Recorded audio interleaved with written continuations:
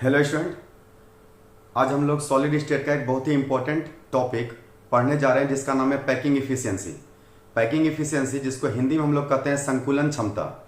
आज हम लोग अच्छे से सीखेंगे कि संकुलन क्षमता अर्थात पैकिंग इफिशियंसी क्या होता है, और इससे रिलेटेड 3 क्वेश्चन एग्जाम में काफ़ी इंपॉर्टेंट है।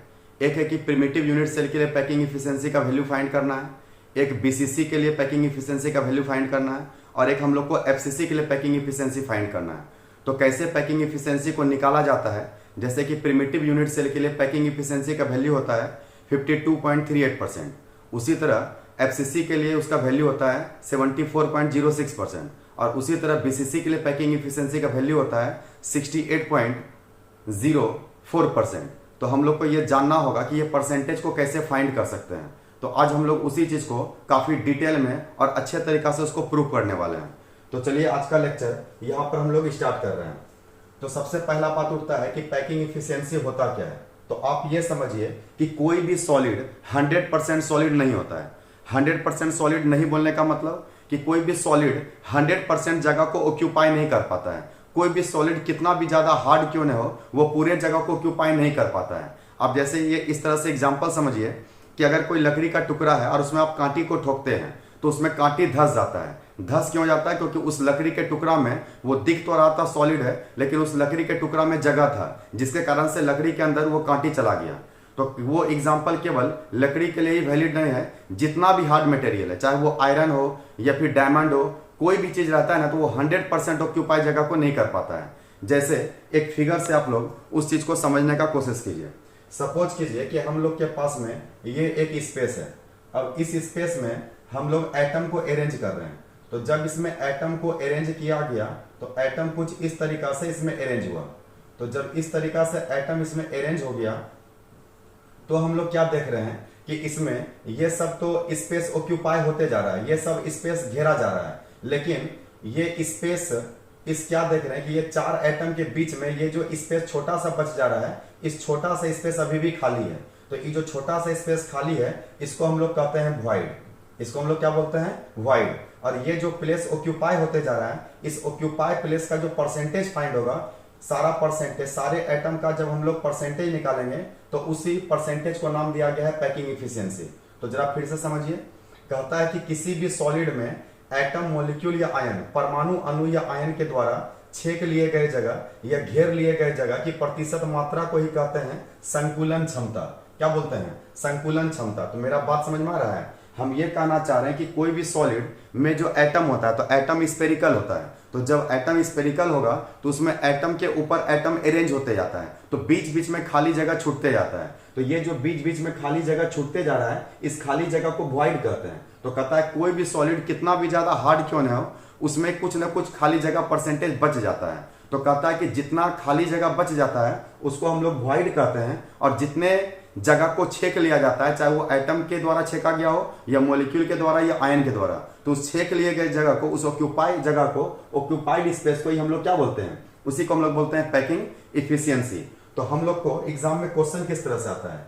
एग्जाम में क्वेश्चन आएगा कि हम लोग 3 यूनिट सेल को काफी डिटेल में सीखने वाले। वैसे हम लोग 5 यूनिट सेल पढ़े हुए हैं, जिसमें से 3 यूनिट सेल हम लोग के लिए सिलेबस में है। तो फर्स्ट यूनिट सेल है कौन? प्रिमिटिव।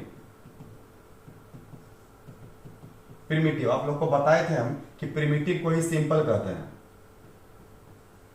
तो प्रिमिटिव या सिंपल के लिए पैकिंग इफिशियंसी का जो वैल्यू होता है वो होता है 52.38%। मतलब हम लोग को पता है कि प्रिमिटिव में एटम केवल कॉर्नर पे होता है। तो अगर कॉर्नर पे होता है तो इसका मतलब क्या हुआ? इसका मतलब ये हुआ कि बॉडी और फेस जो है उसका प्लेस खाली है। तो कहता है कि जब सारे कॉर्नर पे एटम को रख देंगे, मतलब 8 कॉर्नर पे एटम को रख देंगे, तो वो कितने जगह को ऑक्यूपाई कर पाएगा? तो वो कहता है कि 52.38% को ऑक्यूपाई कर पाएगा। और अगर 100 में इतना को माइनस कर देंगे तो हम लोग का वॉइड निकल जाएगा, ये खाली जगह निकल जाएगा। तो याद रखना है कि इतना जगह को वो छेक लिया है। तो इसको प्रूव करना है कि ये वैल्यू कैसे आया है, तो इसको भी हम लोग प्रूव करने के लिए सीखेंगे, लेकिन ऑब्जेक्टिव के लिए इंपॉर्टेंट है, ध्यान रखना है। इसी तरह से सेकंड नंबर पर हम लोग शायद पढ़े थे एफसीसी को। तो एफसीसी को जब हम लोग पढ़े थे तो एफसीसी का फुल फॉर्म आप लोग लिखवाए थे face centred cubic. Face centred cubic. तो एफसीसी को जब एफसीसी में एटम कहां कहां पे होता था? कॉर्नर पे, और कॉर्नर के साथ साथ फेस में। तो कॉर्नर और फेस में जब रहता है तो इसके पैकिंग इफिशियंसी का वैल्यू निकलता है 74.06%। 74.06%, इससे ज्यादा परसेंटेज इसका है। और इसी तरह से हम लोग पढ़े थे बीसीसी को, तो बीसीसी में एटम कहाँ कहाँ होता था, तो कॉर्नर के साथ साथ बॉडी में। तो जब कॉर्नर के साथ साथ बॉडी में रहेगा तो इसका परसेंटेज जब फाइंड करेंगे पैकिंग इफिशियंसी का, तो इसका आएगा 68.04%। 68.04%। तो ये कहां से ला रहे हैं, ये जो वैल्यू ला रहे हैं इसी वैल्यू को बोलते हैं पैकिंग इफिशियंसी, और इसी वैल्यू को प्रूव करने के लिए एग्जाम में आता है। सीबीएसई बोर्ड में 2016 के क्वेश्चन में 2 नंबर में पूछा था प्रिमिटिव के बारे में। क्वेश्चन दिया था कि find the packing efficiency of primitive unit cell. तो अभी हम लोग इसको निकालने के लिए सीखेंगे, और जरा ध्यान रखना है कि प्रिमिटिव से ज्यादा इंपॉर्टेंट है एफसीसी और बीसीसी। तो हम लोग के सिलेबस में तो 3 गो है, लेकिन हम लोग चाहेंगे अगर प्रोसेस सीख जाएंगे तो किसी का भी पैकिंग इफिशियंसी को हम लोग क्या कर सकते हैं, फाइंड कर सकते हैं। तो पहले आप लोग ये समझ पाए कि पैकिंग इफिशियंसी कहते किसको है। तो आप लोग ये समझिए सबसे पहले कि ऑक्यूपाइड स्पेस, जितने जगह को छेक लिया गया है परमाणु, अणु या आयन के द्वारा, उसी को नाम दिया गया है संकुलन क्षमता। तो आप लोग क्वेश्चन लिख लीजिए कि संकुलन क्षमता क्या है। आप लोग क्वेश्चन लिखिए कि संकुलन क्षमता क्या है, संकुलन क्षमता क्या है, और उसके आंसर में लिखिए, उसके आंसर में लिखिए कि किसी भी यूनिट सेल, ये जो हम लोग का यूनिट सेल है प्रिमिटिव, बीसीसी, एफसीसी, ये सब यूनिट सेल का नाम है।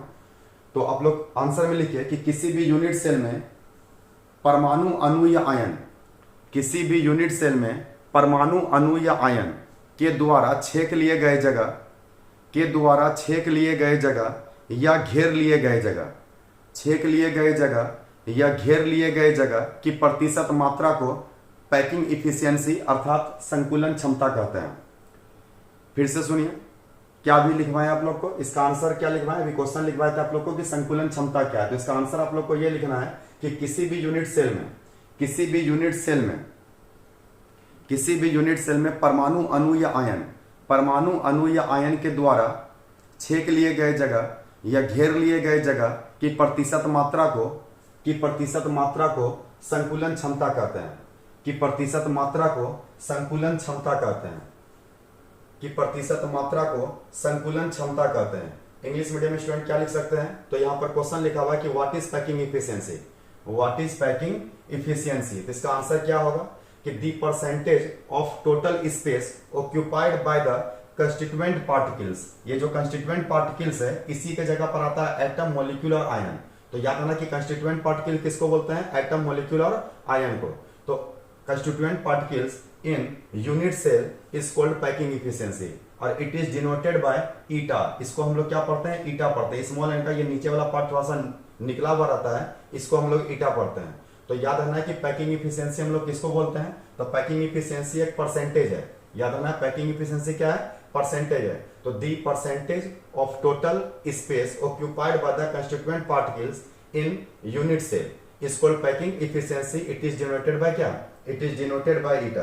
तो आप लोग को याद रखना है कि जितने जगह को ऑक्यूपाई कर रहा है, तो जितने जगह को छेक पा रहा है उसी को हम लोग क्या बोलते हैं, पैकिंग इफिशियंसी कहते हैं। और जो जगह ये खाली बच जाता है इसी को हम लोग वॉइड कहते हैं। तो अब हम लोग के लिए इंपॉर्टेंट बात क्या है, ये तो 2 मार्क्स में क्वेश्चन आता है। इंपॉर्टेंट ये है कि इसको ऑब्जेक्टिव में पूछ लेता है, इसको ऑब्जेक्टिव में पूछ लेता है। अच्छा क्या किया हुआ था, एक बार बिहार बोर्ड में जो क्वेश्चन आया था वो ये पूछा था कि बीसीसी यूनिट सेल के लिए पैकिंग इफिशियंसी का वैल्यू क्या होता है, ऑप्शन में ये नहीं दिया हुआ था। इसको क्या किया था कि अप्रॉक्स में लिख दिया था, लगभग में लिख दिया था। तो इसको हम लोग लगभग में कितना लिख सकते हैं, इसको हम लोग लगभग में लिख सकते हैं 68%। कितना लिख सकते हैं, 68%। इसको हम लोग लगभग में कितना लिख सकते हैं, इसको हम लोग लगभग में लिख सकते हैं 74%। इसको हम लोग लगभग में क्या लिख सकते हैं, 74%। और अगर इसको लगभग में लिखना चाहे तो कितना लिख सकते हैं, इसको लगभग में 52% भी लिख सकते हैं, और इसको लगभग में हम लोग 52.4% भी लिख सकते हैं, क्योंकि 3 के बाद 8 है। इसको राउंड अप करेंगे तो पॉइंट के बाद कितना आ जाएगा, 4। तो याद रखना है कि इसको हम लोग लगभग में लिख सकते हैं 52.4%, इसको लगभग में लिख सकते हैं 74%, और इसको लगभग में लिख सकते हैं 68%, क्योंकि इसमें पॉइंट के बाद 0 है, इसको हम लोग छोड़ सकते हैं। तो बिहार बोर्ड में क्वेश्चन क्या पूछा था, क्वेश्चन ये पूछा था कि बीसीसी के लिए संकुलन क्षमता का मान कितना होता है। तो बीसीसी के लिए संकुलन क्षमता का मान होता है कितना, 68%। मेरा बात समझ में आ रहा है। तो ये काफी इंपॉर्टेंट ऑब्जेक्टिव है सॉलिड स्टेट में पैकिंग इफिशियंसी से रिलेटेड। तो ध्यान रखना है कि ये आपको डायरेक्ट आंसर याद होना चाहिए। और अभी हम लोग अब प्रूफ करेंगे एक एक करके तीनों में। तो सबसे पहले प्रूफ किस में करेंगे? सबसे पहले प्रूफ करेंगे हम लोग प्रिमिटिव यूनिट सेल में। तो आप लोग सबसे पहले पैकिंग इफिशियंसी को निकालते कैसे हैं जरा उसके बारे में आप लोग समझ लीजिए। अगर हमको पैकिंग इफिशियंसी को फाइंड करना है तो कैसे फाइंड कर सकते हैं? तो कहता है कि यूनिट सेल का जो टोटल वॉल्यूम है, यूनिट सेल का जो टोटल आयतन है उसको हम लोग को नीचे लेना है, और उस यूनिट सेल में जितना एटम ऑक्यूपाई कर पाया उसके वॉल्यूम को हम लोग को ऊपर लेना है, और परसेंटेज में निकालना है तो मल्टीप्लाई 100 से करना है। क्या हम बोले? तो जरा समझिए ठीक से। हम ये बोले आप लोग को कि अगर आप लोग को पैकिंग इफिशियंसी को फाइंड करना है, तो पैकिंग इफिशियंसी को फाइंड करना है तो पैकिंग इफिशियंसी किसका फाइंड करना है? यूनिट सेल का। जैसे सपोज कीजिए यूनिट सेल हम लोग बना रहे हैं प्रिमिटिव का, तो प्रिमिटिव का यूनिट सेल बना रहे हैं तो ये हम लोग का हो गया 4 भुजा।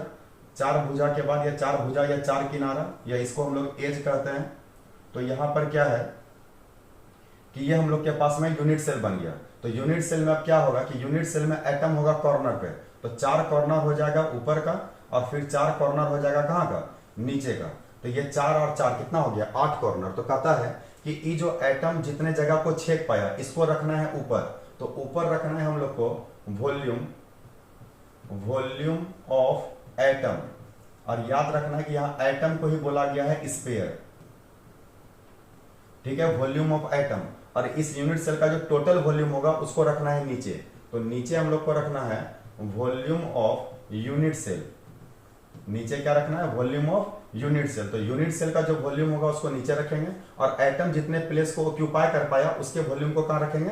ऊपर रखेंगे। और हम लोग को पैकिंग इफिशियंसी का जो आंसर आता है वो परसेंटेज में आता है। अब परसेंट में तब आएगा जब यहां मल्टीप्लाई कितना से करेंगे? 100 से करेंगे। मेरा बात आप लोग को समझ में आ रहा है? अच्छा, आप लोग को पता है कि प्रिमिटिव में एटम 1 होता है, बीसीसी में एटम जो होता है वो 2 होता है, और एफसीसी में जो एटम होता है वो 4 होता है। तो ये वैल्यू है हम लोग का जेड का। तो अब क्या करना है कि अगर प्रिमिटिव में प्रूव करेंगे तो इसमें एटम का जो नंबर होगा वो जेड को रिप्रेजेंट करेगा। तो यहाँ पे मल्टीप्लाई जेड से करना है। सपोज करो कि प्रिमिटिव में प्रूव कर रहे हैं तो यहाँ जेड का वैल्यू 1 रखेंगे। अगर बीसीसी में प्रूव करेंगे तो यहाँ जेड का वैल्यू 2 रखेंगे, और अगर एफसीसी में प्रूव करेंगे तो यहाँ जेड का वैल्यू 4 रखेंगे। तो ये हम लोग के लिए पैकिंग इफिशियंसी निकालने का एक छोटा सा फॉर्मूला हो गया कि Z into volume of atom, और एटम ही स्फीयर है। एटम भी लिख सकते हैं और स्फीयर भी लिख सकते हैं। तो यहाँ पे क्या हो गया कि Z into volume of atom into 100 by volume of unit cell. अगर इसको हिंदी में लिखना होता तो क्या लिखते हैं? इसको लिखते हैं हम लोग संकुलन क्षमता। संकुलन क्षमता बराबर जेड गुना, यहाँ पे लिखते हैं परमाणु का आयतन। परमाणु का आयतन, वॉल्यूम को हिंदी में क्या बोलते हैं? आयतन। तो परमाणु का आयतन गुना 100, और नीचे क्या लिखते हैं? इकाई सेल का आयतन। यूनिट सेल का हिंदी क्या होता है? इकाई सेल। तो इकाई सेल का आयतन। तो याद रखना है कि इसी फॉर्मूला से हम लोग पैकिंग इफिशियंसी को फाइंड करना क्या करेंगे? सीखेंगे। अच्छा, ये जो यूनिट सेल है ये 2D है या 3D है? तो आप लोग को पता है ना कि एटम के ऊपर एटम है, तो ये 3D है। क्यों 3D है? क्योंकि इसमें लेंथ भी है, ब्रेथ भी है और हाइट भी है। इसमें लंबाई भी है, चौड़ाई भी है और ऊंचाई भी है। तो याद रखना है कि जितना भी यूनिट सेल होता है, जितना भी क्यूब होता है वो सब 3D में होता है। तो ये जो फॉर्मूला वैलिड है, ये फॉर्मूला वैलिड है कब? ये हम लोग का फॉर्मूला तब वैलिड है जब क्वेश्चन किस में रहेगा? 3D में रहेगा। अगर क्वेश्चन 3D के जगह 2D में आएगा, वैसे आता नहीं है बिहार बोर्ड के सिलेबस में। बिहार बोर्ड के सिलेबस में हम लोग को क्यूब का ही स्टडी करना है। लेकिन अगर क्वेश्चन कोई बोलेगा कि इस टाइप का स्पेस है और इसी में एटम को अरेंज कर लिया गया है, अब बताओ कि इसमें हम लोग कैसे इसके पैकिंग इफिशियंसी को निकाल सकते हैं? तो वैसे कंडीशन में यहाँ पे वॉल्यूम के जगह पे एरिया आ जाएगा। वैसे कंडीशन में इसमें वॉल्यूम के जगह क्या आ जाएगा? एरिया। तो एक फॉर्मूला और लिख देते हैं, उसका यूज बहुत कम पड़ेगा लेकिन हम करवाएंगे, जरा ध्यान देना है ठीक से। अगर हम लोग इसका पैकिंग इफिशियंसी का एक और फॉर्मूला लिखेंगे तो क्या लिखेंगे? यहाँ पर तो जेड रहेगा ही, ठीक है, जितना एटम उसमें ऑक्यूपाई रहेगा। अब इसके जगह पे केवल वॉल्यूम के जगह पर आ जाएगा area. Area of atom, area of atom into हो जाएगा यहाँ पर 100, और नीचे आ जाएगा हम लोग का area, area of unit cell, area of unit cell. तो याद रखना है कि इस फॉर्मूला को एनसीईआरटी बुक में यूज नहीं किया गया। क्यों? क्योंकि एनसीईआरटी बुक में हम लोग को क्यूब का स्टडी करने दिया गया है। तो ये फॉर्मूला तब वैलिड होगा जब क्वेश्चन किस पे आएगा? 2D पे। इस पे बाद में चर्चा करेंगे। पहले आज का जो हम लोग का टॉपिक है वो हम लोग का 3D का टॉपिक है, जो हम लोग का सिलेबस का चीज है। तो याद रखना है कि दोनों में डिफरेंस है। ये 2D का है, जब हम लोग एरिया लेंगे इसमें लेंथ और ब्रेथ रहेगा, हाइट नहीं रहेगा। और इसमें लेंथ ब्रेथ हाइट तीनों रहेगा। आयतन बराबर था लंबाई गुना चौड़ाई गुना ऊंचाई। तो यूनिट सेल में तीनों रहता है। तो ये हम लोग के लिए 3D का, ये हम लोग के लिए किसका है? 2D का है। तो अब हम लोग एक एक करके जरा सीखते हैं कि पैकिंग इफिशिएंसी को कैसे निकाला जाता है। तो सबसे पहला जो हम लोग का पैकिंग इफिशिएंसी फाइंड करना है वो फाइंड करना है प्रिमिटिव में। वो किस में फाइंड करना है? वो फाइंड करना है हम लोग को प्रिमिटिव में। तो प्रिमिटिव में फाइंड करना है तो सबसे पहले आप लोग को ये पता होना चाहिए कि प्रिमिटिव को ये हम लोग सिंपल भी बोलते हैं। क्या बोलते हैं? Simple cubic. Simple cubic. तो याद रखना है कि प्रिमिटिव को हम लोग डिनोट करते हैं पी से और सिंपल क्यूबिक को डिनोट करते हैं किससे? एससी से। तो प्रिमिटिव के लिए हो गया पी और सिंपल क्यूबिक के लिए हो गया एससी। तो याद रहे कि प्रिमिटिव और एससी दोनों सेम होता है, ठीक है। अब प्रिमिटिव कहते किसको है? तो आप लोग को पता है कि प्रिमिटिव यूनिट सेल उसको बोलते हैं जिसमें एटम केवल कॉर्नर पे प्रेजेंट होता है। एटम केवल कहां प्रेजेंट होता है? कॉर्नर पे, ना तो बॉडी में और ना ही फेस में। जब एटम केवल कॉर्नर पे प्रेजेंट रहता है तो उसको हम लोग प्रिमिटिव कहते हैं। तो जरा देखते हैं यहाँ पर कि इसमें हम लोग किस तरह से फिगर को ड्रॉ कर सकते हैं। सबसे पहले यूनिट सेल में हम लोग के पास कितना एज होता है? एज मतलब क्या? किनारा। कितना किनारा होता है? तो ये हो गया 4 और 4, ये हो गया हम लोग के पास 8, ये हो गया 9, ये हो गया 10, ये हो गया 11 और ये हो गया 12।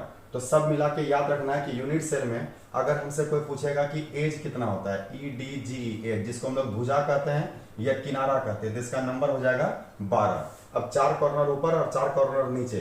तो अगर हम लोग से पूछा कॉर्नर, तो आप लोग को ये पढ़ा चुके हैं कि इसमें कॉर्नर का नंबर कितना होता है? 8। अब हम लोग को पैकिंग इफिशिएंसी निकालने सीखना है तो जरा ठीक तरीका से देखना है। यहां पर क्या होगा? तो यहां पर कुछ ऐसा रहेगा कि अब एटम जो रहेगा ना वो कॉर्नर पे प्रेजेंट रहेगा। तो कॉर्नर पे तो एक कॉर्नर ऊपर, एक कॉर्नर, यहां पर 4 कॉर्नर ऊपर, ये 4 कॉर्नर ऊपर का हो गया और फिर 4 कॉर्नर कहां आ जाएगा? नीचे आ जाएगा। तो ये हम लोग का फिगर बन गया प्रिमिटिव का। ये फिगर किसका बन गया हम लोग का? ये फिगर हम लोग का बन गया प्रिमिटिव का। तो याद रखना है कि ये हम लोग के लिए प्रिमिटिव का फिगर है। प्रिमिटिव को हम लोग पी बोलते हैं या फिर इसी को एससी बोलते हैं या फिर इसी को हम लोग एससीसी बोलते हैं। मेरा बात आप लोग को समझ में आ रहा है? ये क्या हुआ? ये हुआ प्रिमिटिव, ये हुआ सिंपल क्यूबिक और ये हुआ सिंपल क्यूबिक सेल। ये तीनों एक ही चीज है। अब आप लोग को दिख रहा है कि एटम केवल कॉर्नर पे है और आप लोग को हम बताए हुए थे कि यहाँ पर जो एटम रहता है इस कॉर्नर पे जो एटम प्रेजेंट है इसको हम लोग बोले थे लैटिस पॉइंट। इसको हम लोग क्या बोले थे? Lattice point. याद है आप लोग को? लैटिस पॉइंट बोले थे। और लैटिस पॉइंट के जगह पर क्या क्या चीज आ सकता है? तो इसके जगह पर आ सकता है एटम, इसके जगह पर आ सकता है मॉलिक्यूल और इसके जगह पर आ सकता है आयन। इसके जगह पे क्या आ सकता है? आयन। तो यहाँ पर 3 चीज प्रेजेंट हो सकता है, ठीक है। और आप लोग को पता है कि जितना भी कॉर्नर होता है वो हर कॉर्नर 1/8 होता है। हर कॉर्नर कितना होता है? 1/8। मतलब पूरा एटम इस जगह पर ऑक्यूपाई नहीं है। इसका एक्चुअल फिगर कैसा है? तो जरा एक्चुअल फिगर पर ध्यान दीजिए। एक्चुअल फिगर अब हम लोग यहाँ पर बना रहे हैं। कॉर्नर पे तो दिखा दिए कि 8 कॉर्नर पर एटम है, लेकिन इस तरह से 8 कॉर्नर पर एटम रहता नहीं है।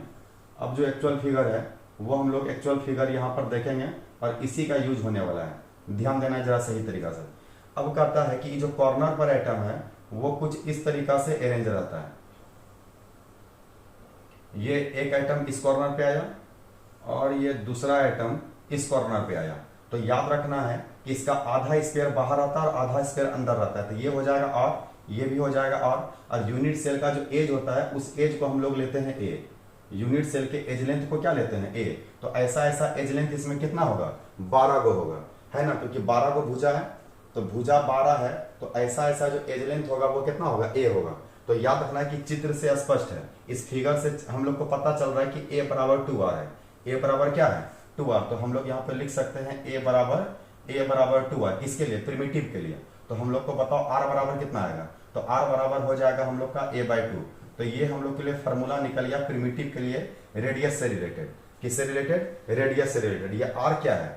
r है, अगर ये एटम है तो यहां से यहां तक यही r है ना। और ये a क्या है? a हो गया ये एज। यहां से यहां तक का जो डिस्टेंस है उसी को हम लोग क्या बोल रहे हैं? a है। तो a क्या है? भुजा की लंबाई। यूनिट सेल के भुजा की लंबाई को a से दिखाते हैं। और r क्या है? परमाणु की त्रिज्या।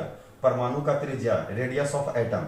इसको हम लोग किससे दिखाते हैं? इससे हम लोग r से दिखाते हैं। तो हम लोग को यहाँ पर a बराबर फॉर्मूला क्या आया है? a बराबर आया है 2r।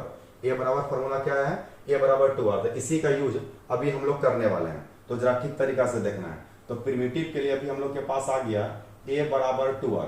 तो हम लोग को निकालना है वॉल्यूम। हम लोग को निकालना है वॉल्यूम ऑफ यूनिट सेल।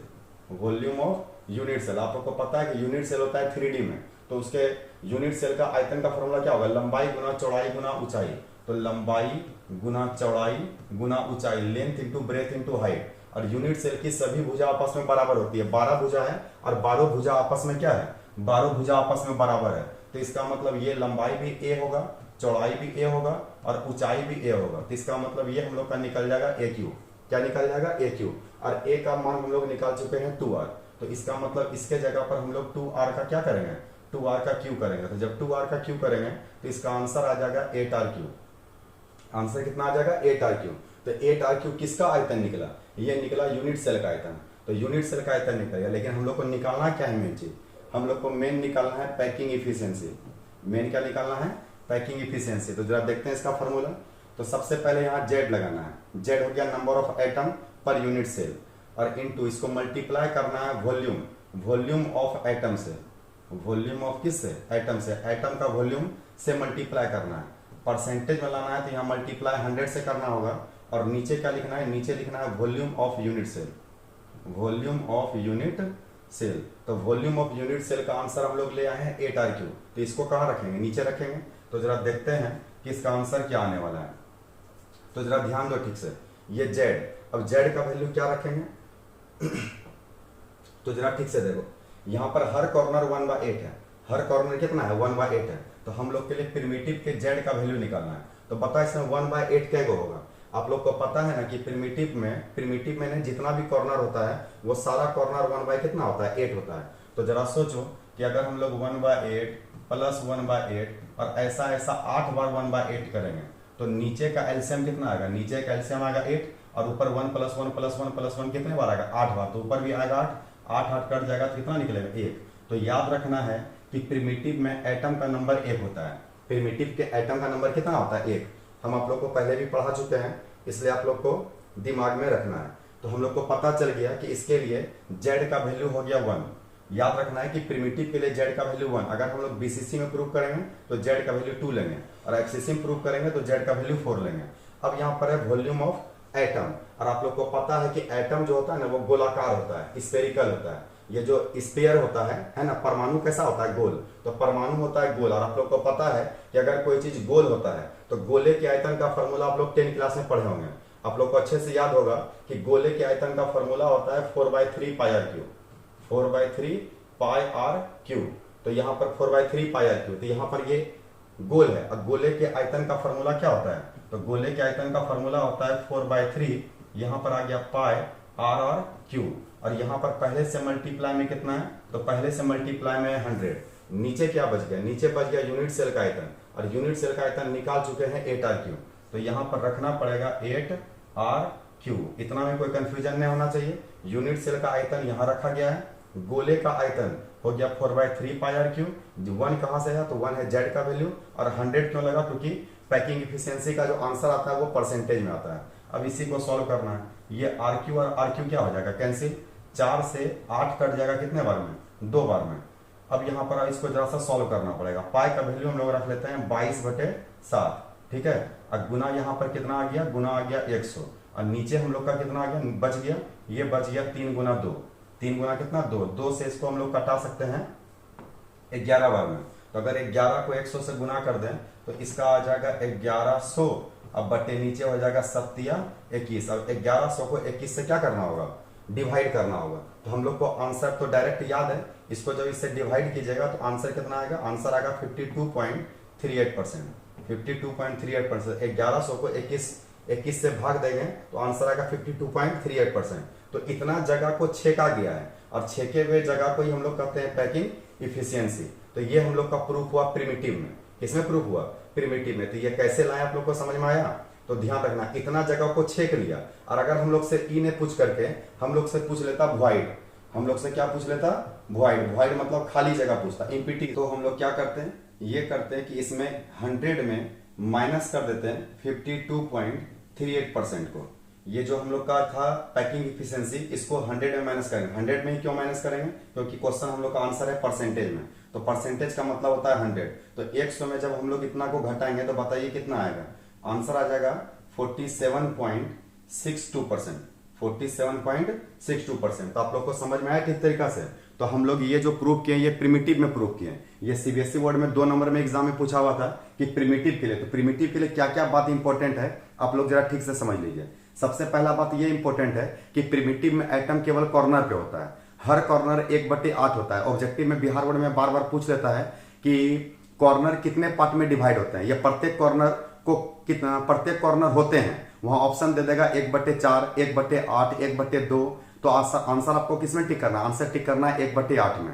दूसरा बात ये याद रखना है कि प्रिमिटिव के लिए एटम जो होता है वो 8 जगह पर होता है, 4 ऊपर और 4 नीचे। तो जितने जगह पर रहता है उसको हम लोग लैटिस पॉइंट कहते हैं। तो अगर हम लोग से ये पूछता कि प्रिमिटिव के लिए लैटिस पॉइंट का नंबर कितना होगा, तो प्रिमिटिव के लिए लैटिस पॉइंट का नंबर अगर पूछेगा, इसमें देखो 4 ऊपर है और 4 नीचे है, तो अगर हम लोग से पूछेगा कि इस कॉर्नर को हम लोग बोलते हैं लैटिस पॉइंट, तो लैटिस पॉइंट पूछेगा तो 4 और 4 कितना हो जाएगा 8।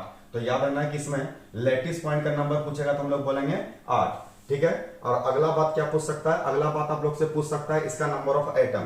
तो अगर हम लोग एटम को पूछेंगे तो इसको हम लोग रिप्रेजेंट करते हैं किससे, जेड से। अगर कोई पूछेगा जेड क्या है, तो जेड बताना है कि जेड हम लोग के लिए एटम का काम करता है। तो एटम है तो कितने जगह पर एटम है, तो 8, और प्रत्येक कॉर्नर है 1/8। तो इसका मतलब हम लोग कॉर्नर को डिवाइड कर सकते हैं 1/8 से। कितना से, 1/8 से। और कॉर्नर होता है कितना 8, और ये हो जाएगा 1/8। तो इसका मतलब ये 8 कट जाएगा तो आंसर निकलेगा 1 एटम। आंसर कितना आएगा 1 एटम। तो याद रखना है कि इंपॉर्टेंट बात ये याद रखना है कि प्रिमिटिव में एटम जो होता है वो तो एटम का नंबर मतलब जेड का नंबर होता है 1 और लैटिस पॉइंट का नंबर होता है 8। कुछ लोग इसमें गलती कर देता है, कुछ लोग क्या कर लेता है, क्वेश्चन आता है कि प्रिमिटिव यूनिट सेल में एटम की संख्या होती है और वो आंसर मार्क आ जाता है किसमें, 8 में। तो याद रखना है कि 8 को हम लोग लैटिस पॉइंट कहते हैं, और एटम जब भी निकलता है ना तो उसको डिवाइड देना पड़ता है। आप लोग को पहले भी बता चुके हैं, तो ध्यान रखना है इस बात को कि एटम पूछेगा तो आंसर कितना बताएंगे, 1 बताएंगे। ठीक है। अच्छा, ये याद रखना है कि प्रिमिटिव के लिए त्रिज्या का सूत्र होता है a/2। हो सकता है क्वेश्चन क्या देगा कि प्रिमिटिव यूनिट सेल के भुजा की लंबाई 8 सेंटीमीटर है, तो बताएं कि परमाणु की त्रिज्या कितना होगी। बस उसको 2 से डिवाइड दीजिए तो आंसर आ जाएगा 4 सेंटीमीटर। मेरा बात समझ में आ रहा है। अच्छा, यहाँ पर ए जो है क्या है, भुजा की लंबाई। तो भुजा की लंबाई कितना होता है 2r। ये 2r आया कैसे, तो हम लोग को पता है कि दो एटम टच करता है। अच्छा, ये भी याद रखना है कि प्रिमिटिव यूनिट सेल में दोनों कोना का एटम टच करता है, 2 कॉर्नर का एटम टच करता है। अगर टच करेगा तो यहां से यहां तक का डिस्टेंस हो जाएगा 2r, इसलिए हम लोग यहां से यहां तक को a कहते हैं। तो a का वैल्यू कितना आ गया, a का वैल्यू आ गया 2r। तो ये सारा बात आप लोग को अच्छे तरीके से समझ में आ गया होगा, है ना। तो यहां पर अभी हम लोग पैकिंग एफिशिएंसी का वैल्यू फाइंड कर लिए, और पैकिंग एफिशिएंसी का वैल्यू कितना आ गया, ये आ गया 52.38%। इसको अगर हम लोग लगभग में लिखना चाहते हैं तो कितना लिखते हैं, इसको अगर हम लोग लगभग में लिखना चाहेंगे तो ऑप्शन वहां पे दे सकता है 52% भी दे सकता है, ये भी सही है। और इसका आंसर ये भी दे सकता है 52.4%। क्यों, क्योंकि एग्जैक्ट आंसर है ये 3.8 को राउंड अप करेंगे तो यहाँ पर कितना आ सकता है 4। तो ये सारा बात रिलेटेड है किससे, प्रिमिटिव से। अब हम लोग सेकंड नंबर पे पढ़ेंगे एफसीसी को। आप लोग इसको नोट डाउन कीजिए, फिर हम लोग एफसीसी देखते हैं। तो लिख लिया आप लोग। तो अभी हम लोग ये देख लिया अच्छे तरीके से प्रिमिटिव के बारे में। अब हम लोग देखने वाले हैं एफसीसी में। एफसीसी में जो एटम होता है वो कॉर्नर पे तो होता ही है, कॉर्नर के साथ साथ फेस में भी होता है। और आप लोग को पता है ना कि यूनिट सेल में फेस कितना होता है, अच्छे से याद होगा कि 6 फेस होता है, एक ऊपर, एक नीचे, एक दाएं, एक बाएं, एक पीछे और एक आगे।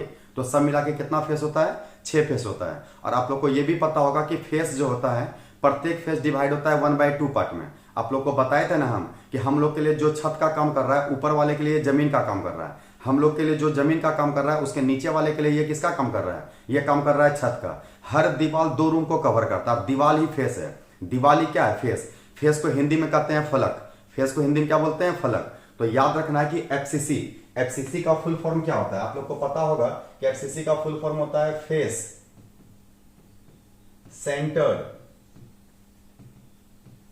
Centred cubic. तो इसका फुल फॉर्म होता है फेस सेंटर्ड क्यूबिक। इसी को शॉर्ट में हम लोग क्या बोलते हैं, इसी को शॉर्ट में बोलते हैं एफसीसी। इसको अगर हिंदी में बोलते हैं तो क्या बोलते हैं, इसको हिंदी में बोलते हैं फलक केंद्रीय घन या फलक केंद्रीय घनाकार। तो याद रखना कि इसका हिंदी नाम होगा फलक केंद्रीय घनाकार। तो ये हम लोग का सेकेंड टाइप है यूनिट सेल का। तो यूनिट सेल हम लोग किसको बोलते हैं, तो क्यूब के फिगर को हम लोग यूनिट सेल कहते हैं। लूडो का जो छग्गा है, लूडो का छग्गा को हम लोग बोलते हैं डाइस। तो ये जो डाइस है, ये डाइस ही हम लोग का काम करता है किसका, डाइस जैसा देखने में है वैसा ही देखने में यूनिट सेल भी है। या फिर हम लोग जिस कमरा में सोते हैं उसमें भी 6 दीवार होता है, एक ऊपर का, एक नीचे, एक दाएं बाएं और आगे और पीछे। तो हम लोग को पता है ना कि एफसीसी में एटम कहाँ कहाँ होता है, तो एफसीसी में जो एटम होता है वो होता है कॉर्नर में, और कॉर्नर के साथ साथ कहाँ होता है, तो कॉर्नर के साथ साथ होता है फेस में। और हम लोग को पता है कि कॉर्नर कितना होता है 8, 4 ऊपर और 4 नीचे, और फेस कितना होता है, फेस होता है 6। तो अगर हम लोग इसको ऐड कर देंगे तो ऐड करने के बाद आंसर कितना आ जाएगा 14। तो ये जो 14 आंसर आया ये हम लोग का कहलाता है लैटिस पॉइंट। क्या कहलाता है, लैटिस पॉइंट। हिंदी में कहते हैं जालक बिंदु, जालक बिंदु है ना।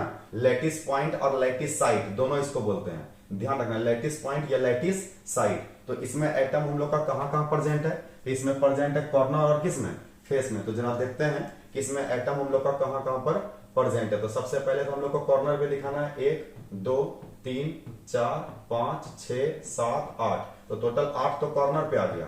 और अब हम लोग को कहां दिखाना है, तो अब हम लोग को दिखाना है इसके फेस पर। तो फेस पर आइटम को दिखाना है, तो एक होगा ऊपर का फेस, एक होगा नीचे का फेस, एक होगा दाएं का फेस, एक होगा बाएं का फेस, अब एक होगा पीछे, और एक होगा हम लोग का आगे। याद ना, एक पीछे का दीवार होगा और एक आगे का दीवार होगा। तो सब मिला करके कितना फेस हो जाएगा, तो सब मिला करके हम लोग को पता है कि टोटल 6 फेस हो जाएगा। तो याद रखना है कि इसी को हम लोग बोलते हैं एफसीसी। इसी को हम लोग क्या बोल देते हैं, एफसीसी। और एफसीसी को ही हम लोग कैपिटल एफ से भी रिप्रेजेंट करते हैं। तो इसके लिए हम लोग को निकालना है जेड का वैल्यू। जेड का वैल्यू, जेड होता क्या है, तो जेड होता है number of atom, number of atom पर unit cell, per unit cell, प्रति यूनिट सेल, प्रति इकाई सेल में परमाणु की संख्या को हम लोग जेड कहते हैं, है ना। और आप लोग को पता है अच्छे से कि कॉर्नर होता है 1/8, और ये जो फेस है, फेस जैसे इस वाले फेस को हम कलर कर रहे हैं, इस वाले फेस को अगर हम कलर करेंगे तो ये जो फेस देख रहे हैं ये फेस ही कहलाता है 1/2। तो प्रत्येक फेस होता है 1/2, तो इसमें 6 गो 1/2 है और 8 गो है 1 बाय कितना, 8 गो है 1/8। तो अगर हम लोग इसमें जेड का वैल्यू निकालना चाहें तो कितना निकाल सकते हैं, तो हर एक कॉर्नर होता है 1/8 और प्लस प्रत्येक फेस होता है 1/2। तो इसको सॉल्व करना होगा, कोना कैगो, कॉर्नर होता है 4 ऊपर 4 नीचे, तो 8 गुना 1/8, अब प्लस फेस होता है कैगो, 6 गो, तो 6 गुना 1/2। इसको सॉल्व करो, 8 से 8 क्या हो जाएगा, कैंसिल, और यहां से कटेगा ये कितने टाइम्स में, 3 टाइम्स में, 3 और 1 कितना निकल जाएगा, 4। तो इसका मतलब एफसीसी के लिए जेड का वैल्यू होगा 4, मतलब 4 एटम। क्या हो जाएगा, 4 एटम। और याद रखना एक बहुत ही इंपॉर्टेंट बात कि एटम को ही हम लोग इफेक्टिव एटम भी बोलते हैं। एटम को ही हम लोग क्या बोलते हैं, इफेक्टिव एटम। कुछ राइटर क्या करता है कि जो एटम है, ये जो एटम है इसका नाम लिखता है effective atom, effective atom. Hindi में कहते हैं प्रभावी परमाणु। तो एक परमाणु है और दूसरा प्रभावी परमाणु है। याद रखना है कि ये दोनों सेम होता है, मेरा बात समझ रहे हैं। याद रखना है कि ज्यादातर हिंदी राइटर जो है वो हिंदी राइटर में यूज किया गया है एटम को, और जो कॉम्पिटिटिव लेवल का बुक है जो कि जेई या नीट का बुक है उसमें एटम को ही लिख दिया है क्या, इफेक्टिव एटम। इसके पीछे लॉजिक है, कभी हम फिर बाद में बताएंगे। तो ध्यान रखना है कि एटम और इफेक्टिव एटम सेम होता है। क्या बोलना चाह रहे हैं कि कभी कभी जेड लिखा मिलेगा और कभी कभी जेड इफेक्टिव लिखा मिलेगा, तो इन दोनों में कोई डिफरेंस नहीं है। याद रखना है कि दोनों सेम चीज है। तो ये हम लोग पता कर लिए कि एफसीसी में जो एटम, एफसीसी में जो जेड का वैल्यू होता है वो 4 होता है। ये जेड का वैल्यू हम लोग को यूज पड़ेगा किसमें, जेड का वैल्यू हम लोग को यूज पड़ेगा पैकिंग एफिशिएंसी फाइंड करने में। तो जरा देखते हैं, अब हम लोग पैकिंग एफिशिएंसी निकालने जा रहे हैं किसमें, एफसीसी में।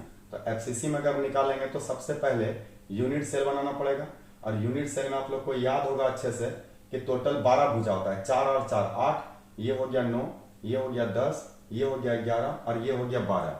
किसी भी फेस पर फिगर बना सकते हैं। याद रखना है कि 6 फेस पर एटम है, लेकिन हम लोग किसी एगो पे बनाएंगे ताकि साफ साफ फिगर बन सके। तो ये एटम को हम लोग दिखा दिए बीच में, मेरा बात समझ रहे हैं, ये एटम कहां में है, बीच में है। चलिए इसको एक बार फिर से बनाते हैं हम लोग, जरा ध्यान देना है। यहां पर हम लोग एक बार फिर से बनाने का कोशिश करते हैं। ये हम लोग के लिए एफसीसी का फिगर बन रहा है। तो एफसीसी का अगर फिगर बन रहा है तो यहां पर जो एटम दिखाना है वो हम लोग को दिखाना है बीच में। चलिए अब यहाँ पर ये एटम आ गया हम लोग का बीच फेस में, ठीक है। अब हम इस कॉर्नर पर एटम दे रहे हैं और इस कॉर्नर पर एटम दे रहे हैं। तो एक एटम आ गया इस कॉर्नर पर और अगला एटम चला गया इस कॉर्नर पे। तो ये वाला एटम है फेस में और ये एटम है कॉर्नर पे और ये भी एटम है कॉर्नर पे। और अगर हम लोग इसको मिला देंगे, अगर हम लोग इसको क्या कर देंगे, मिला देंगे, तो इसको जब मिलाएंगे तो ये हम लोग का हो जाएगा फेस डायगोनल। क्या हो जाएगा?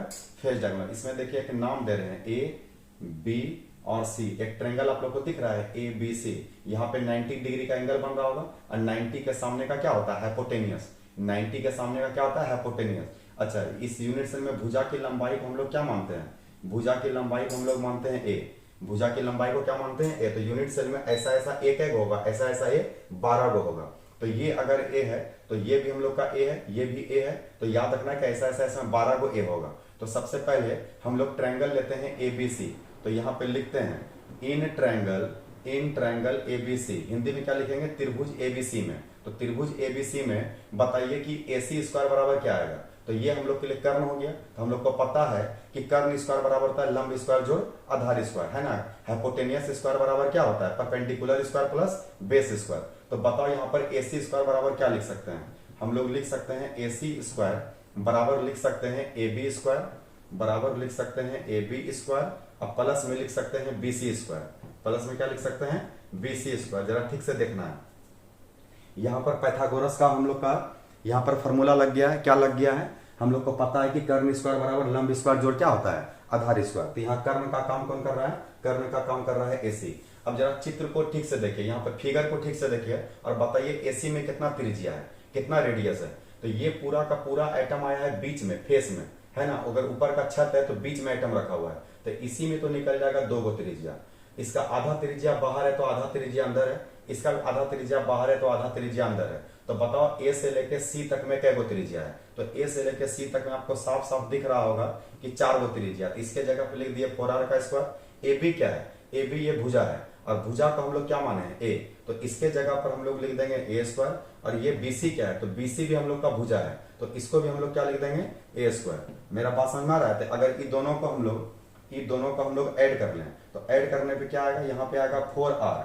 ये दोनों का ऐड करेंगे तो बन जाएगा 2a स्क्वायर। क्या बन जाएगा? 2a square. अब इधर का जो स्क्वायर था वो उधर गया, तो इधर का स्क्वायर जब उधर जाता है तो आप लोग को अच्छे से याद है कि ये रूट बन जाता है। क्या बन जाता है? रूट।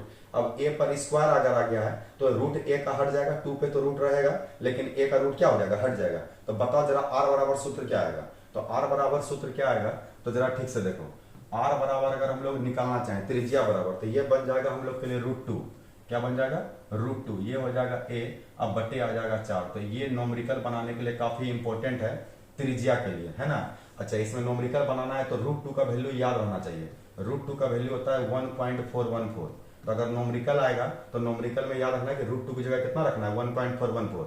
अब इसमें नोमरिकल कैसा देगा? तो अगर परमाणु का त्रिज्या देगा तो भुजा का लंबाई बोलेगा निकालने, और अगर भुजा का लंबाई देगा तो परमाणु का त्रिज्या बोलेगा निकालने। मेरा बात समझ रहे हैं? अगर एज लेंथ देगा तो रेडियस फाइंड करने बोलेगा एटम का, और अगर एटम का रेडियस देगा तो वहां पर एज लेंथ फाइंड करने के लिए बोलेगा। तो 2 गो चीज है, कोई एक चीज देगा और एक चीज को निकालना है। फिलहाल हम लोग को इसके लफड़ा में नहीं पढ़ना है, क्योंकि हम लोग को निकालना है अभी पैकिंग इफिशियंसी। तो पैकिंग इफिशियंसी के लिए हम लोग को ए नहीं चाहिए, हम लोग को आर नहीं चाहिए, ए चाहिए। तो बताओ यहाँ से ए बराबर क्या होगा?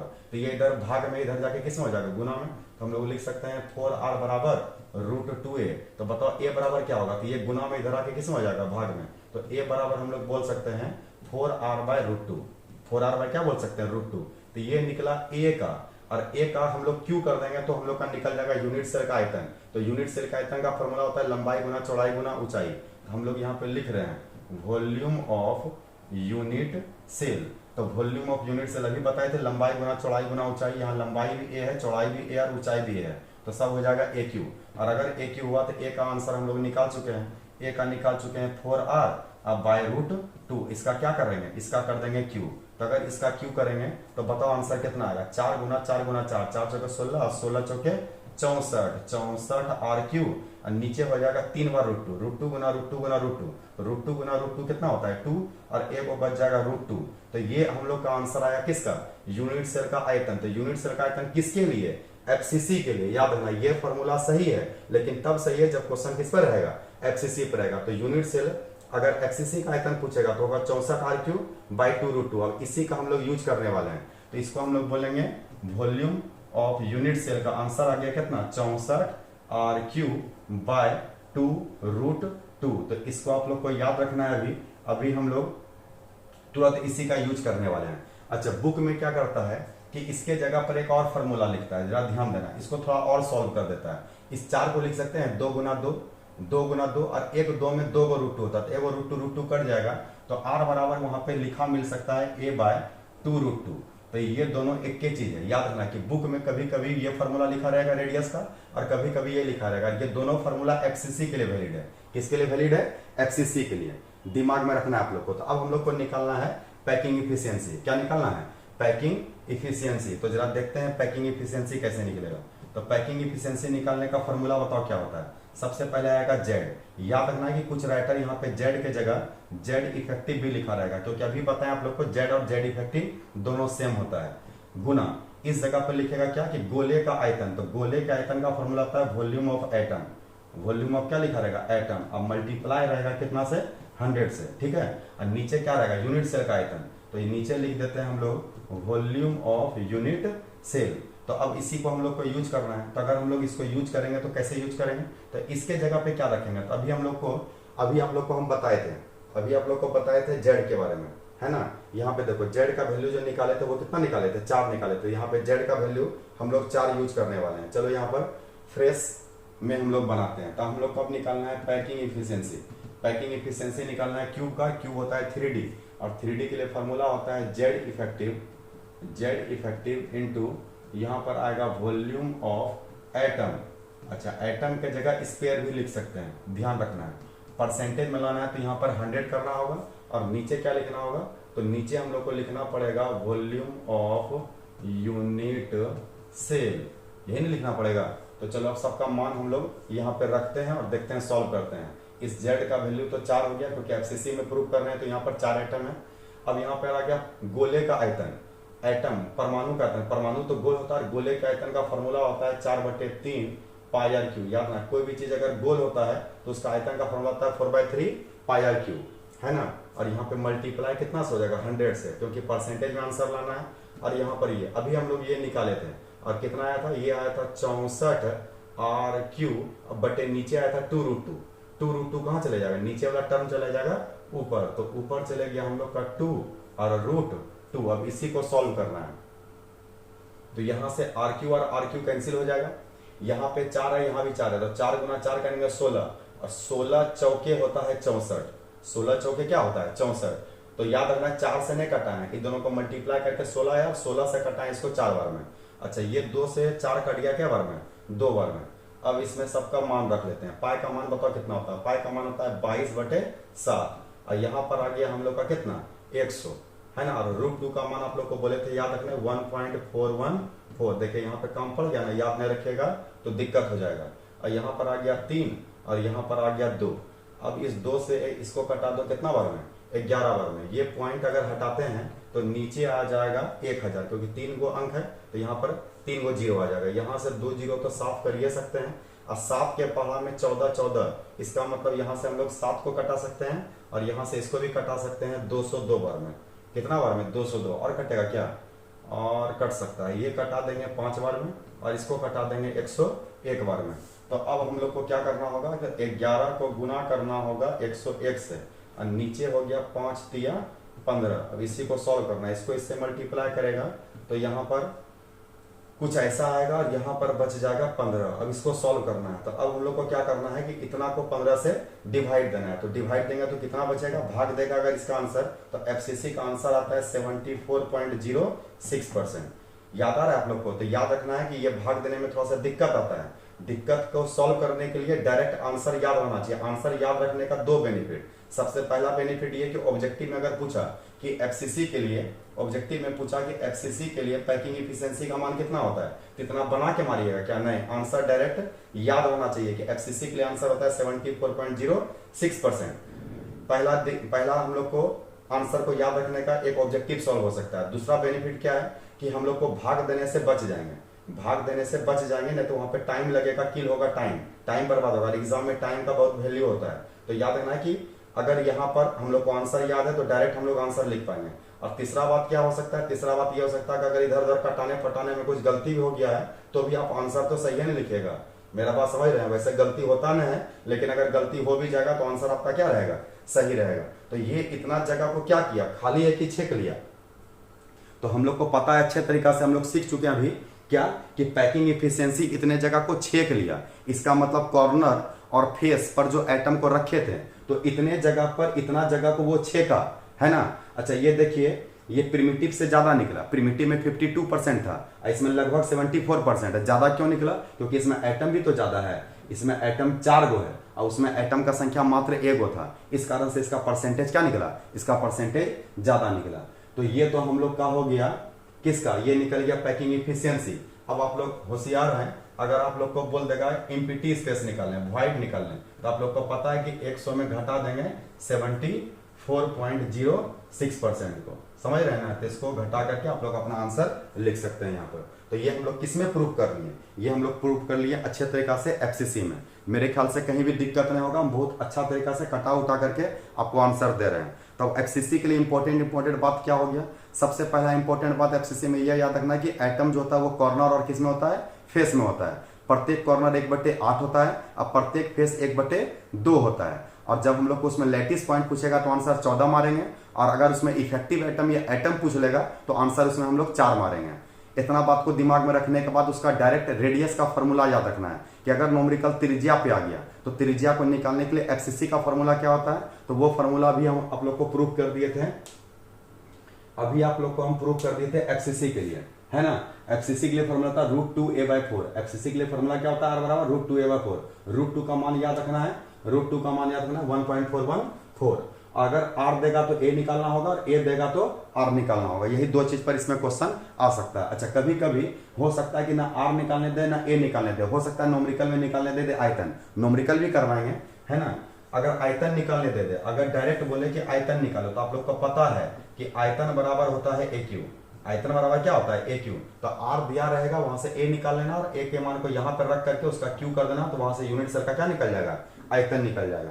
मेरा बात आप लोग को समझ में आ रहा है। तो अगला बात ये याद रखना था कि एफसीसी के लिए त्रिज्या का फॉर्मूला क्या होता है, √2a/4। और सबसे ज्यादा इंपॉर्टेंट बात ये याद रखना है कि इसके पैकिंग इफिशियंसी, इसके पैकिंग इफिशियंसी का जो वैल्यू अभी हम लोग फाइंड किए, वो कितना फाइंड किए, वो फाइंड किए 74.06%।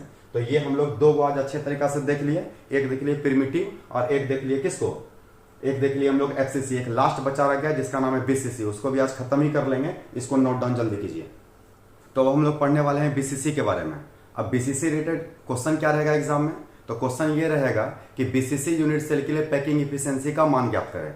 हिंदी में क्या लिख सकते हैं इसको, हिंदी में ये लिख सकते हैं कि पिंड केंद्रीय घनाकार इकाई सेल के लिए, पिंड केंद्रीय घनाकार को हम लोग बोलते हैं बीसीसी। तो पिंड केंद्रीय घनाकार इकाई सेल के लिए संकुलन क्षमता का मान ज्ञात करें, संकुलन क्षमता का मान ज्ञात करें। और इंग्लिश में इसी क्वेश्चन को कैसे देगा एग्जाम में, इंग्लिश में क्वेश्चन ये देगा कि find the packing efficiency of body centre cubic unit cell, find the packing efficiency of body centre cubic unit cell. तो क्वेश्चन आप लोग लिख लिए होंगे।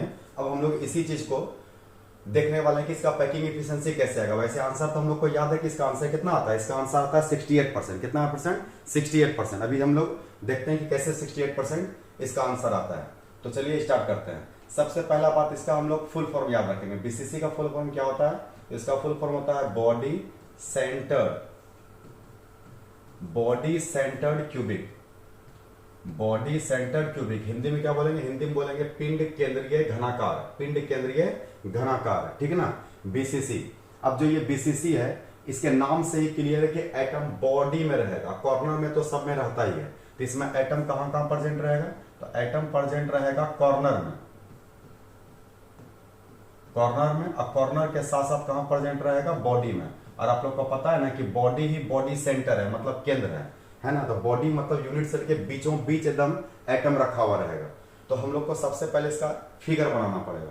तो फिगर में बनाना तो वही यूनिट सेल है ना। तो ये हो गया 4 भुजा, 4 और 4, 8 भुजा, ये 9, ये 10, ये 11 और ये 12।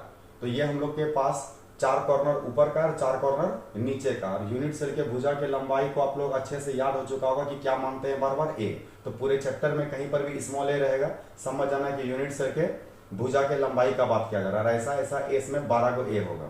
अब कहता है कि अगर ये बीसीसी है, अगर ये बीसीसी है तो इसमें एटम कहाँ रहेगा, एटम रहेगा कॉर्नर में। तो 1 2 3 4, 4 ऊपर का, 5, 6, 7 और 8। तो याद रखना कि 4 कॉर्नर ऊपर और 4 कॉर्नर नीचे। तो ये हो गया एटम, ये हो गया भी हम लोग का क्या कहला, ये हो गया प्रिमिटिव। और अगर हमको इसको बीसीसी बनाना है, अगर हमको इसको क्या बनाना है, बीसीसी बनाना है, इसमें एटम एक बीच में रहेगा। तो अगर बीच में भी एटम प्रेजेंट है तो जा करके हम लोग इसको क्या बोलते हैं, तो हम लोग इसको इसी को बोल देते हैं, इसी को बोल देते हैं हम लोग बीसीसी। तो याद रखना कि ये हम लोग का क्या कहलाता है, बीसीसी कहलाता है। मेरा बात आप लोग को समझ में आया। तो बीसीसी में एटम कहाँ कहाँ होता है, कॉर्नर पे होता है और बॉडी में होता है। तो ये हम लोग के लिए क्या कहलाता है, ये हम लोग के लिए कहलाता है कॉर्नर, है ना। और प्रत्येक कॉर्नर कितना होता है, 1/8। और ये हम लोग का क्या कहलाता है, ये हम लोग का कहलाता है बॉडी। बॉडी, और बॉडी कितना होता है, 1/1। आप लोग को याद है ना कि बॉडी किसी दूसरे में कंट्रीब्यूट नहीं होता है। बॉडी मतलब न ऊपर के यूनिट सेल में जाता है, न नीचे, न दाएं, न बाएं, न आगे, न पीछे, ये एकदम बीच में रहता है। और बीच में रहता है तो दूसरे में नहीं बढ़ता है, और जब दूसरे में नहीं बढ़ता है तो हम लोग उसको डिवाइड कितना देते हैं, 1 से। तो बॉडी होता है 1/1 और प्रत्येक कॉर्नर होता है 1/8। तो हम लोग को इसको निकालना होगा जेड का मान। तो जेड का मान कैसे निकलेगा, तो जेड के लिए हम लोग को लिखना पड़ेगा कि कॉर्नर होता है 1/8 और हम लोग को पता है कि बॉडी होता है 1/1। तो कॉर्नर टोटल क्या होता है, कॉर्नर होता है 8 को। तो 8 यहाँ हो जाएगा 1/8, तो ये 8 कट जाएगा, 1 बच जाएगा। अब प्लस बॉडी का संख्या एक एटम ही बीच में है और ये होता भी 1/1 है। इसका मतलब एक यहाँ से, एक यहाँ से, इसका आंसर आएगा कितना, 2। तो याद रखना है कि जब बीसीसी में प्रूव करेंगे तो वहां पे जेड का वैल्यू कितना लेंगे, वहां पर जेड का वैल्यू हम लोग 2 लेंगे। अब जरा इसके रियल फिगर को देखते हैं, इसका रियल फिगर किस टाइप से है, जरा उसके फिगर को हम लोग देखते हैं। सही तरीका से देखना है क्योंकि सारा खेल चित्र पर ही है। ये हम लोग का 4 भुजा हो गया,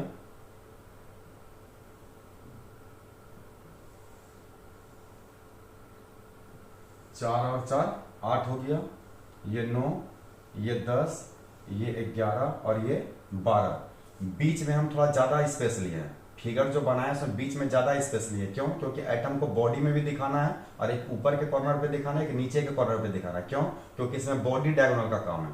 इसमें किसका काम है, बॉडी डायगोनल का। तो ये हम लोग का बीच में एटम आ गया, है ना। अब इस कॉर्नर पर दिखा रहे हैं तो एक एटम आ गया इस कॉर्नर पे, और फिर इस कॉर्नर पर एटम दिखा रहे हैं तो एक एटम आ गया हम लोग का इस कॉर्नर पे। और अगर हम लोग इसको मिला दें तो ये कहलाएगा बॉडी डायगोनल। कौन सा डायगोनल, तो ये हम लोग का कहलाएगा बॉडी डायगोनल। और अगर हम लोग इसको खींचेंगे तो ये कहलाएगा फेस डायगोनल।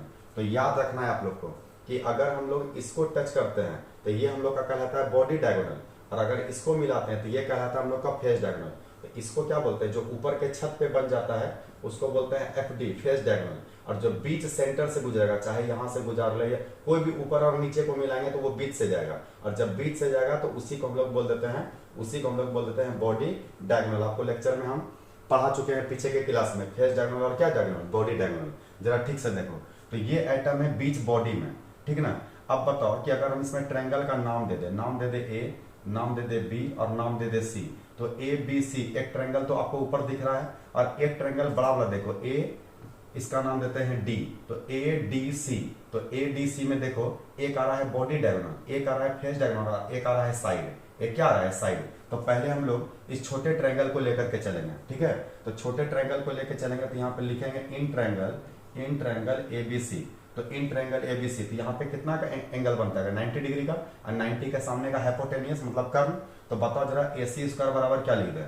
अभी हम लोग देखे थे कि ए सी का स्क्वायर बराबर क्या होगा, तो ये हो जाएगा ए बी स्क्वायर, ये हो जाएगा ए बी स्क्वायर, अब प्लस में हो जाएगा बी सी स्क्वायर।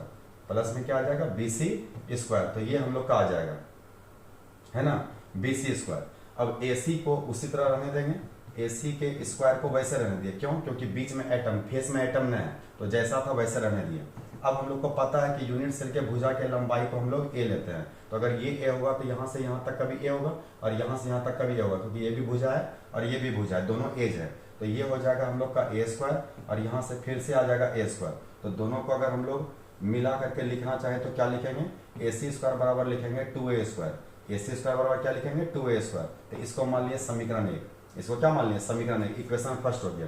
तो इक्वेशन फर्स्ट आ गया ए सी स्क्वायर, और ए सी क्या है, फेस डायगोनल। ए सी क्या है हम लोग का, फेस डायगोनल। तो फेस डायगोनल का स्क्वायर निकल गया हम लोग का 2a स्क्वायर, इसका भी हम लोग यूज करने वाले हैं। अब हम लोग बड़ा वाला ट्रायंगल लेंगे। बड़ा वाला ट्रायंगल क्या लेंगे, ए डी और सी, ए डी और सी।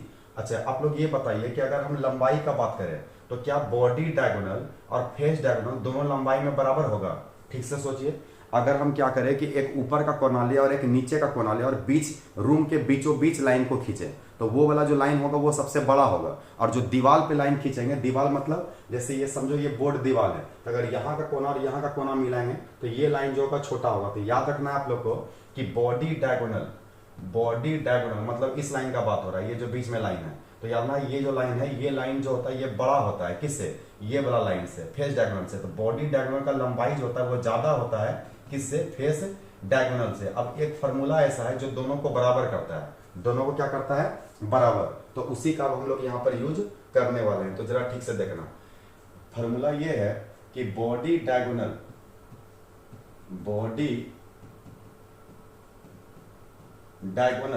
का जो स्क्वायर होता है और फेस डायगोनल का जो स्क्वायर होता है,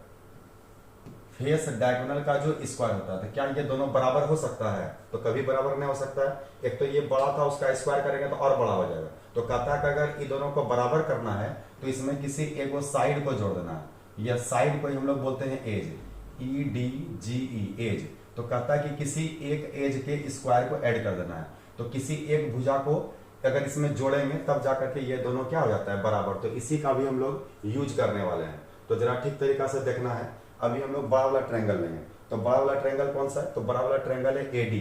तो AD स्क्वायर बराबर क्या आएगा? तो जरा ध्यान दो ठीक तरीका से। ये हो गया बॉडी डायगोनल, ये हो गया फेस डायगोनल और ये हो गया साइड। तो अभी आप लोग को बताए थे क्या कि बॉडी डायगोनल का जो स्क्वायर होता है वो फेस डायगोनल के स्क्वायर और साइड के स्क्वायर के जोड़ के बराबर होता है। तो बताओ बॉडी डायगोनल का काम कौन कर रहा है? AD कर रहा है। तो AD स्क्वायर बराबर हो जाएगा AC स्क्वायर प्लस हो जाएगा CD स्क्वायर। मेरा बात समझ रहा है? तो जरा देखो यहाँ पर क्या लिखे हैं। यहाँ पर अभी हम लोग लिखे हैं बॉडी डायगोनल। अब बॉडी डायगोनल का काम कर रहा है AD।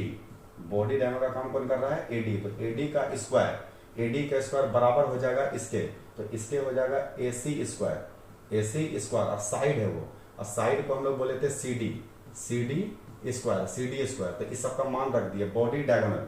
तो बॉडी डायगोनल कौन सा कहलाया? तो यहाँ पे देखो बॉडी डायगोनल हो गया AD, फेस डायगोनल हो गया हम लोग का AC और साइड हो गया हम लोग के लिए CD। तो साइड के जगह पर हम लोग क्या लिख लिए हैं? CD लिख लिए हैं। तो यहाँ पे देखो CD आया बात समझ में। अब बताओ कि AD में कितना त्रिज्या है? A और D में टोटल कितना त्रिज्या है? तो ये तो एटम बीच में है तो 2 को त्रिज्या तो इसी में निकल जाएगा। इसका आधा बाहर होगा तो आधा अंदर होगा, इसका भी आधा बाहर होगा तो आधा अंदर होगा। इसका मतलब A और D में टोटल कितना त्रिज्या आ गया? 4 त्रिज्या। मेरा बात समझ रहे हैं? तो इसका मतलब हम लोग यहाँ पर क्या करने वाले हैं कि AD के जगह पर लिखने वाले हैं 4R का स्क्वायर। तो 4R का स्क्वायर लिख दिए। अब यहाँ पर है AC स्क्वायर, और AC स्क्वायर का मान हम लोग निकाल चुके हैं। AC स्क्वायर का मान हम लोग निकाल चुके हैं। यहाँ देखो AC स्क्वायर का मान था 2A स्क्वायर, यही था फेस डायगोनल। तो फेस डायगोनल का मान कितना है? 2A square. तो यहाँ पर इसको रख देते हैं। AC स्क्वायर का मान आ गया 2A स्क्वायर। अब इसका स्क्वायर मत कर देना क्योंकि AC स्क्वायर का ही मान है 2A स्क्वायर, ठीक है ना। और ये हम लोग का साइड है, और साइड को क्या मानते हैं? A। तो A का स्क्वायर। तो ये आप लोग को समझ में आया? जरा ठीक से देख लीजिए। ये जो बॉडी डायगोनल था, बॉडी डायगोनल के जगह में यहां से यहां तक था, तो यहां से यहां तक में 4 को त्रिज्या थे। AD की जगह पर रख दिए 4R, है ना। 4R का स्क्वायर हो गया। अब AC स्क्वायर यही था फेस डायगोनल, तो ये फेस डायगोनल, तो फेस डायगोनल AC स्क्वायर का मान है 2A स्क्वायर। और ये हम लोग का CD है, और CD हो गया भुजा, तो भुजा का हम लोग को मानते हैं A। तो इस सबको मान को हम लोग यहाँ पर रख लिए। तो यहाँ पर रखने के बाद अब इसको सॉल्व करना है। तो जरा सॉल्व करो। यहाँ पर सॉल्व करके क्या आएगा? तो ये हो जाएगा 4R स्क्वायर, ये दोनों को ऐड करेगा तो ये हो जाएगा 3A स्क्वायर। तो 3A स्क्वायर, ठीक है। तो अब बताओ कि अगर स्क्वायर इधर का इधर जाएगा, इस साइड का इस साइड जाएगा, तो यहाँ पर आ जाएगा 4R, और ये रूट अंडर आ जाएगा 3A स्क्वायर। अब A पर स्क्वायर तो ये रूट के बाहर आ जाएगा। तो बताओ R बराबर क्या लिखेंगे? R बराबर क्या लिखेंगे? तो R बराबर लिखेंगे √3, यहाँ से बाहर हो जाएगा A, और ये गुना में था तो इधर आके भाग में हो जाएगा। तो ये फॉर्मूला निकल गया त्रिज्या का, किसके लिए? BCC के लिए। तो BCC और FCC में क्या डिफरेंस है? FCC में यहाँ पे √2 आया था और BCC में यहाँ पे √3 आया है। अच्छा, √3 का आप लोग को मान याद रखना है। √3 का आप लोग को क्या मान याद रखना है? इसका मान होता है 1.732। तो ये मान हो गया किसका? ये मान हो गया √3 का। अच्छा, हम लोग को ये तो नॉमरिकल बनाने में काम आएगा। फिलहाल हम लोग को R का काम नहीं, फिलहाल हम लोग को A का काम है। तो बताओ A बराबर क्या होगा? तो ये इधर से इधर चले जाएगा, है ना। ये यहाँ से यहाँ चले जाएगा, जैसे यहाँ पे पहले था, और ये गुना में इधर आके भाग में हो जाएगा। बताओ A बराबर क्या लिखते हैं? बताओ जरा ए बराबर हम लोग क्या लिख दें। तो ए बराबर क्या लिखेंगे, तो ये तो इधर चलेगा तो यहाँ पे हो जाएगा 4r और ये नीचे आ जाएगा हम लोग का रूट 3। तो ये हम लोग का निकल गया ए का मान। ए क्यों निकले, क्या कि इसका क्यू करेंगे तो हम लोग का आयतन निकल जाएगा। तो जरा ठीक तरीका से समझना है, हम लोग को निकालना है वॉल्यूम ऑफ यूनिट सेल। जरा ठीक से ध्यान दो, ये 5 नंबर एग्जाम में पूछता है, जरा ध्यान देना ठीक से। तो यूनिट सेल का आयतन, और यूनिट सेल के आयतन का सूत्र क्या होता है, ये होता है ए क्यू। यूनिट सेल का आयतन का सूत्र होता है ए क्यू, लंबाई गुना चौड़ाई गुना ऊंचाई। और ए का मान हम लोग निकाल चुके हैं। ए का मान अभी यहाँ पे निकालें कितना, 4r/√3। तो यहाँ पर रखो, यहाँ पर रखेंगे 4r, अब बाय नीचे रखेंगे √3 और इसका करेंगे क्यू। तो जरा बताओ इसका क्यू कितना आएगा, तो इसका क्यू का आंसर आ जाएगा 64r³ और नीचे आ जाएगा 3√3, नीचे आ जाएगा 3√3। तो ये हम लोग का आ गया वॉल्यूम ऑफ कौन चीज, वॉल्यूम ऑफ यूनिट सेल। तो ये जब आ गया आंसर तब हम लोग को एक तो मान निकल गया। अब हम लोग इसका डायरेक्ट फॉर्मूला लगाते हैं पैकिंग इफिशियंसी का। जरा बताओ पैकिंग इफिशियंसी का फॉर्मूला क्या होता है। तो यहाँ पर हम लोग जेड लिख सकते हैं और या फिर जेड इफेक्टिव भी लिख सकते हैं, दोनों सही है। अब यहाँ पे क्या लिखेंगे, यहाँ पे लिखेंगे वॉल्यूम ऑफ एटम भी लिख सकते हैं और एटम की जगह स्पेयर भी लिख सकते हैं। स्पेयर याद रखना, स्पेयर और एटम दोनों सेम है, क्योंकि एटम जो होता है वो स्पेरिकल होता है, गोलाकार होता है। मल्टीप्लाई 100 तो सब में आएगा ही। और नीचे क्या लिखाएगा, नीचे लिखाएगा volume of unit cell, volume of unit cell. तो ये हम लोग का पैकिंग इफिशियंसी का फॉर्मूला हो गया। अब हम लोग को प्रूफ किस में करना है, बीसीसी में। और अभी प्रूफ कहते हैं कि बीसीसी के लिए जेड का वैल्यू 2 होता है ना। और स्पेयर आप लोग को पता है ना कि गोले के आयतन है ना, वॉल्यूम ऑफ स्पेयर। तो वॉल्यूम ऑफ स्पेयर क्या होता है, 4/3 πr³, 4/3 πr³ और मल्टीप्लाई कितना से होगा, 100 से। और यूनिट सेल का आयतन हम लोग निकाल चुके हैं। यूनिट सेल का आयतन कितना निकाले हैं, वॉल्यूम निकाल चुके हैं इसका 64r³ और नीचे का जो ये 3√3 है ये कहाँ चले जाएगा, ये चले जाएगा ऊपर, तो ये आ जाएगा 3√3। तो देख यहाँ पर से r³ कट गया, ये हो जाएगा कितना, 4 दूना 8 और 8 होता है 64, 8 64। ये 4 से नहीं कटा है, ये 8 से कटा है, 4 दूना 8 और 8 से 64 कटा दिए 8 बार में, 8 क्या होता है 64। यहाँ का 3 और यहाँ का 3 भी कैंसिल हो जाएगा। मेरा बात समझ रहे हैं। अब √3 का मान वहां पे रखना होगा, इसलिए आप लोग को बोले याद रखने। पाई का मान कितना होता है, 22/7 गुना में कितना बच गया, गुना में बच गया 100 और √3 का मान कितना होता है 1.732 और नीचे हम लोग का बचा रह गया कितना, बचा रह गया 8। मेरा बात समझ रहे हैं। अगर हम लोग ये पॉइंट को हटा दें तो नीचे कितना आ जाएगा, नीचे आ जाएगा 1000। यहाँ से 2 जीरो क्या हो जाएगा, 2 जीरो कट जाएगा। मेरा बात आप लोग को समझ में आ रहा है।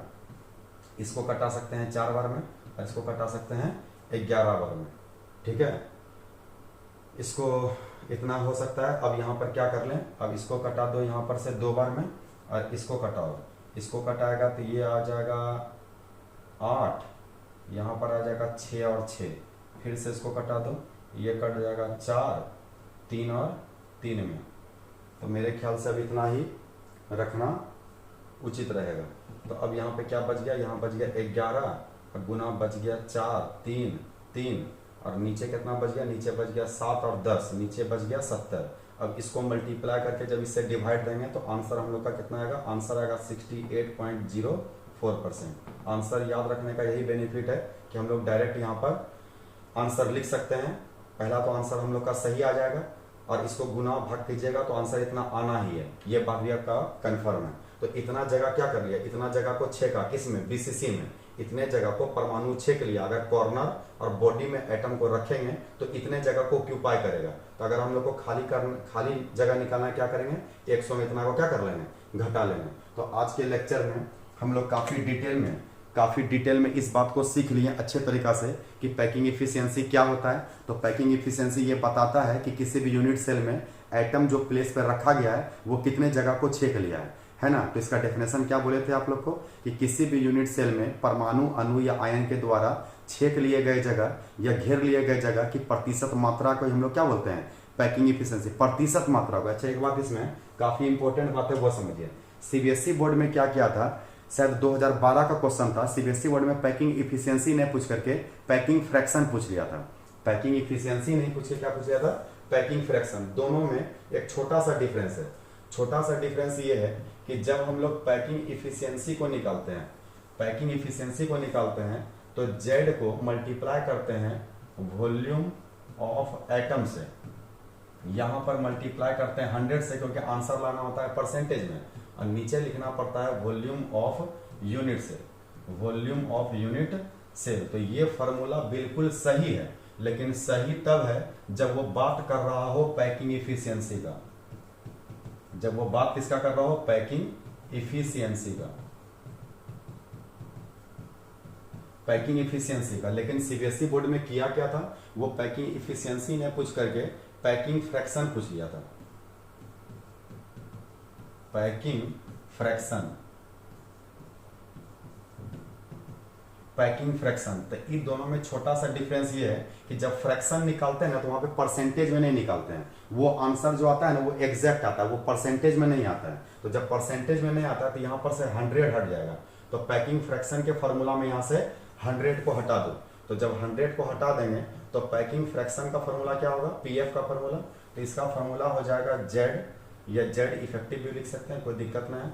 और यहाँ पर हो जाएगा volume of atom, volume of atom, या इस पर यहाँ से 100 हट जाएगा, बस 100 को हटा दो, और नीचे हो जाएगा वॉल्यूम ऑफ यूनिट सेल। तो याद रखना है कि पैकिंग फ्रैक्शन अगर आया तो इस फॉर्मूला को यूज करना है, वहां पर से केवल 100 को क्या करना है, हटा देना है। सब कुछ सेम करेंगे, से केवल 100 को हटा देंगे। तो आंसर में क्या डिफरेंस आ जाएगा, आंसर में डिफरेंस ये आएगा कि प्रिमिटिव का आंसर हम लोग जाने थे अभी 52.38%, तो ये परसेंट में आंसर था, है ना, परसेंट में निकाले थे। लेकिन ये आंसर निकला किसका, प्रिमिटिव के पैकिंग इफिशियंसी का। लेकिन अगर इसी में से हम पूछ देते पैकिंग फ्रैक्शन का आंसर बताओ, तो डायरेक्ट आंसर क्या करते हैं, इसको अगर 100 से गुना करने पे इतना आया था तो इसको 100 से भाग दे दो, तो 100 से भाग देंगे तो ये पॉइंट इधर आएगा। तो पैकिंग फ्रैक्शन का आंसर आएगा 0.5238। मेरा बात समझ रहे हैं। तो अगर 100 से मल्टीप्लाई करके इतना आंसर आया है, तो अगर इसको 100 से भाग देंगे तो पैकिंग फ्रैक्शन में बदल जाएगा। अगर अब इसके दूसरे नंबर पे हम लोग पढ़े थे एफसीसी को, एफसीसी का आंसर कितना आया था, इसका आया था 74.06%, ये ना आया था। तो ये 100 से मल्टीप्लाई करके आया था। अगर हमको इसका पैकिंग इफिशियंसी ने पूछ करके पैकिंग फ्रैक्शन पूछता एफसीसी का, तो इसको डिवाइड कर दो, तो डिवाइड करेंगे तो इसका आंसर आएगा 0.74, इतना पे छोड़ सकते हैं 0.74। तो 0.74 किसका माना गया, ये माना गया पैकिंग फ्रैक्शन का। और अगर मान लो कि पैकिंग फ्रैक्शन बीसीसी का पूछता, तो बीसीसी में हम लोग क्या करते हैं, तो इसका आंसर आया था 68.04%। तो अगर हम इसका पैकिंग फ्रैक्शन निकालते हैं तो इस पॉइंट में 100 से डिवाइड करते हैं, तो 100 से डिवाइड देंगे तो इसका आंसर क्या आएगा 0.68। तो ये हो गया पैकिंग फ्रैक्शन। तो इधर का जो आंसर लिखे हैं ये पैकिंग फ्रैक्शन का हो गया, और इधर का जो लिखे हैं वो पैकिंग इफिशियंसी का हो गया। तो आज के लेक्चर में काफी डिटेल में हम लोग सीख लिए कि पैकिंग इफिशियंसी क्या होता है, और काफी इंपॉर्टेंट क्वेश्चन, 3 इंपॉर्टेंट क्वेश्चन आज हम लोग डील किए हैं। एक हो गया प्रिमिटिव के लिए, एक हो गया बीसीसी के लिए, और एक हो गया एफसीसी के लिए। इसी चीज को पढ़ने के लिए हम लोग को 3 लेक्चर लगता है क्लासरूम में। एक लेक्चर में ही हम लोग 3 दिन के क्लास को कवर कर चुके हैं। तो आप लोग अच्छे तरीका से रिवीजन कीजिए और इसको अच्छा तरीका से समझना है ना। कल हम लोग फिर मिलेंगे सॉलिड स्टेट के नए वीडियो में। तब तक के लिए थैंक यू।